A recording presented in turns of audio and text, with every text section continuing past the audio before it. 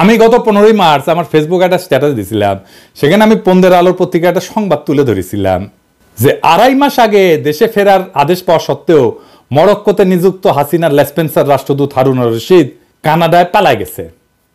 এই রাষ্ট্রদূত নাকি সরদি বডিগার্ডের রাজনৈতিক জীবনের গবেষক। বাংলাদেশের দুই জিনিসের বাম্পার ফলন হয়েছে, এক জাউরার আর এক গবেষকের। দেখি সবাই গবেষক, হারামজাদা চামচা। তোর রেনুর আবির্ভাব তোমার করে দেবো। ইন্ডিয়ান লেসপেন্সার রেনুর আবির্ভাব যেমন দেখছো হাসিনা পলায়নের কারণে তো তোর মনে আছে, তাই না? তাইলে তোর পলাইতি না হারামজাদা, যাক স্বৈরাচার পলাইছে সেটা নতুন কিছু না, কিন্তু একটা রাষ্ট্রদূত পলানোর এই নিউজ জনগণ কেন জানলো না? জসিম সাহেব, হারুনকে কি আপনার কুটকির মধ্যে ঢুকে রাখছিলেন কেন? আপনি বা আপনার পররাষ্ট্র মন্ত্রণালয় এই সংবাদ নিয়ে এমন লুকাচুরি করলো? এর কারণ হইল জসিম হাসিনার এই দালালকে কানাডায় পালানো এবং রাজনৈতিক শরণার্থী হিসেবে আবেদন করার সময় দিছে 2.5 মাস এই হারামজাদা জসিম। এখন যখন হারুন তার ফেসবুকে ইউনুস স্যারকে অবৈধ বলে দাবি করছে, তখন তড়িঘড়ি করে তার পাসপোর্ট বাতিল করার আদেশ জারি করছে। এখানেও সূক্ষ্ম চালাকি। হারুনের শরণার্থী কেসটা পোক্ত করা দরকার। সে তখন এসে একটা প্রজ্ঞাপন জারি করে তার পাসপোর্ট বাতিল করে এটা পোক্ত করে দিল এই জসিম। এখন হারুন আদালতে যায় বলবে যে আমার কোনো পাসপোর্ট নাই, আমার যাওয়ার কোনো জায়গা নাই, তাই আমার শরণার্থী হিসেবে কানাডায় থাকতে দেওয়া হোক। কেস ফাইনাল করে দিল জসিম। বাহ, কি চমৎকার! এইসব তো অনেক পুরানো টেকনিক জসিম সাহেব। আপনি নাকি 30 বছরের বেশি চাকরি করেছেন, তো আপনি এতদিন চাকরি করে বালটা শিখেছেন। আপনি তো গ্রিসের রাষ্ট্রদূত ছিলেন, সেখানে এরকম শরণার্থী কেস হাজার হাজার। আপনি যদি এই টেকনিক সম্পর্কে না জানিয়ে থাকেন, তাহলে আপনি একটা বোকা এবং বেকুব পররাষ্ট্র সচিব। আর যদি তা না হন, তাহলে আপনি 2025 সালের সেরা রাষ্ট্রদ্রোহী, যিনি পতিত স্বৈরাচারের এজেন্টকে পালানোর সহায়তা করছেন এবং তার রাজনৈতিক আশ্রয় পাওয়ার সহায়তা করছেন। এমন না যে কানাডার কেস আপনার জন্য নতুন ছিল। আপনার আগের পররাষ্ট্র সচিব মাসুদ বিন মোমেন, ওই যে মিথিলা ফারজানা আছে না, আর অপর্ণা রানী পালকে কূটনৈতিক পাসপোর্ট বদলায় কানাডায় পালানোর সুযোগ করে দিছিল না? এটা দেখে কি আপনি কিছু শিখতে পারেন নাই, নাকি আপনি ওইটা দেখে শিখেছেন? হ্যাঁ, আপনার মাথায় নতুন বুদ্ধি আসিছে যে হাসিনার দালালদের পালানোর সুযোগ করে দেওয়ার। আপনার যে জাউরা কইছিলাম না, কম কইছিলাম। আপনি আসলে একটা বিশ্ব জাউরা।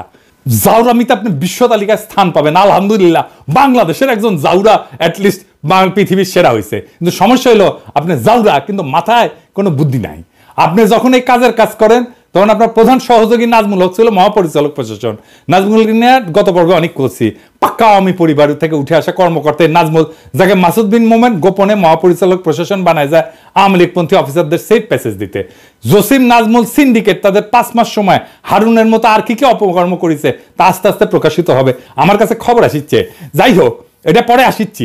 পররাষ্ট্র মন্ত্রণালয়ের মেরুদণ্ড আর কর্মকর্তাদের মনোবল ভেঙে দিয়া ভারতের বিপক্ষে একটা দুর্বল কূটনীতি গড়ে তোলায় এই আপনাদের মিশন, তাতে কোনো সন্দেহ নাই। তৌহিদ জসিমের মিশন এইটা। কেমন পররাষ্ট্র সচিব সুপারিশ করলেন আপনি তৌহিদ সাহেব? মানুষ চিনতে না পারেন, কিন্তু দালাল চিনতে না পারলে তো এই সরকার আপনার জায়গা থাকা উচিত না। দালাল চিনতে না পারলে আপনি নতুন বাংলাদেশের জন্য কি অবদান রাখবেন? জসিম সাহেব, আপনি কেমনে জানলেন যে আমি পিনাকি আপনার এই চালাকি ধরবে পারবো না? আমি তো হাসিনার নির্যাতনে ফ্রান্সের শরণার্থীর আবেদন করেছিলাম। আপনার তো জানা দরকার ছিল, যার কেউ বুঝুক না বুঝুক, আমি অন্তত আপনার এই ধান্দাবাজি ধরবে পাবো। হারুনের পালানো আপনার অগোচরে হয় নাই জসিম সাহেব। এই গল্প অন্যদের শুনায়েন, আমারে না। আমরা আপনার গল্প বুঝতে পারিছি। গোয়েন্দা সংস্থা দিয়া আপনার বা আপনার সহযোগীদের মোবাইল ফরেনসিক করলে হারুনের সাথে আপনার যোগাযোগের স্পষ্ট প্রমাণ পাওয়া যাবে। আমি নিশ্চিত করে কইবার পারি। তৈরি বিয়া কইরাও থুক্কু দেওয়া যায়, তালাক দেওয়া যায়, কিন্তু আপনি জসিমের মতো এরকম দেশ বেচা বাটপার পররাষ্ট্র সচিব সুপারিশ করে যদি থুক্কু দিতে না পারেন, তালাক দিতে না পারেন, তাহলে আপনাকে নিয়ে আমাদের বিশেষ অনুসন্ধান চালানো প্রয়োজন হবে। অবশ্য মানব জমিন পত্রিকা আপনার নিয়ে ভালো অনুসন্ধান চালাইতেছে। দেখেন, আপনি কয়দিন আগে নিজেই কি বলেছেন যে আপনি ব্যর্থ। তো ব্যর্থতার দায় স্বীকার করে চলে যান। আছেন কেন এই পদে এখনো? খুব মজা না ক্ষমতা মাখনে খাইতে খুব মজা না, নরম না?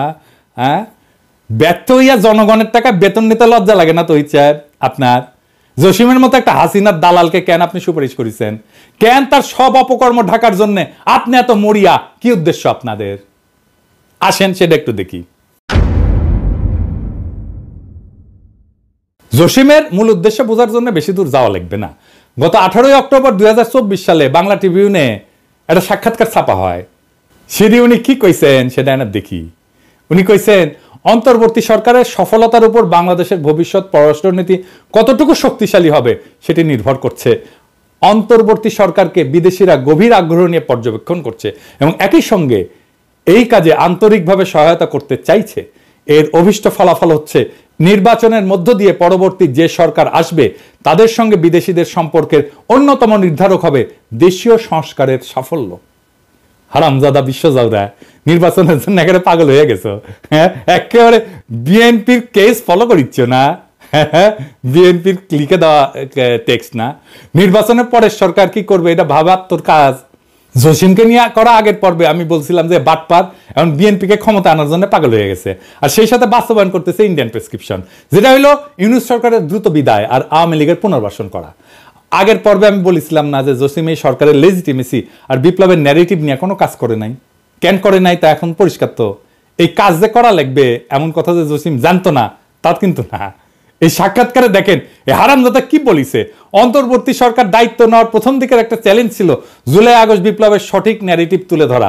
একথা সবাই জানেন যে বিপ্লব নিয়ে একটা অপপ্রচার ছিল, আমাদের কাজ ছিল সেই অপপ্রচারের বিপরীতে বিপ্লবের সঠিক চিত্র তুলে ধরা। এই কাজে আমরা সফল হয়েছি। দ্বিতীয় বিষয় ছিল সরকারের সংস্কার চিন্তাভাবনা ও সংস্কার কার্যক্রম তুলে ধরা। এটি এখন চলমান এবং আমাদের জন্য নতুন বিষয়। কাজে এই বিষয়টি তুলে ধরে বিভিন্ন দেশের সঙ্গে একযোগে কাজ করার প্রতিশ্রুতি আদায় করা খুব কঠিন না হইলেও এটা চ্যালেঞ্জ ছিল। তো জুলাই বিপ্লবের কোন ন্যারেটিভটা আপনি করেছেন জসিম সাহেব একটু জানাবেন, কোন করেছেন? হ্যাঁ, কইলেই হইলো ন্যারেটিভ তৈরি করেছেন, কি বালটা করেছেন এটা জানি না আমরা।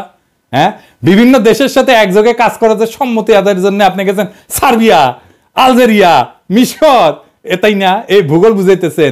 এইসব গল্প ইন্ডিয়ায় যাইয়া আপনার পলাতক ঠাকুরমা হাসিনা শুনেন। আসলে আপনি যখন এই সাক্ষাৎকার দেন তখন পররাষ্ট্র সচিব হিসেবে আপনার বয়স মাত্র 40 দিন। তখন থেকে আপনার এজেন্ডা পরিষ্কার ছিল, কিন্তু মানুষ আপনার চালাকি ধরতে পারে নাই, কারণ আপনি তখন জুলাই ন্যারেটিভ, আহতদের চিকিৎসা, এই সমস্ত বড় বড় কথা বলে সবার মনে আশা সঞ্চার করার চেষ্টা করেছেন। কিন্তু বাস্তবে ভারত এবং বিএনপির প্রেসক্রিপশন মোতাবেক আপনি অত্যন্ত সুকৌশলে কাজ করে গেছেন এবং যাচ্ছেন। আপনার মিশন হইল হাসিনার দালালদের পুনর্বাসন এবং বিএনপির ক্ষমতায় আসার পথ সুগম করা। এই মিশনে আপনার পাহারাদার হইল পররাষ্ট্র উপদেষ্টা মিস্টার তৌহিদ হোসেন।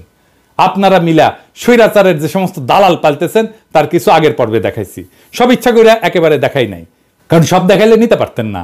চলেন আপনার কিছু সহল স্পেন্সারদের সাথে আপনার একটু পরিচয়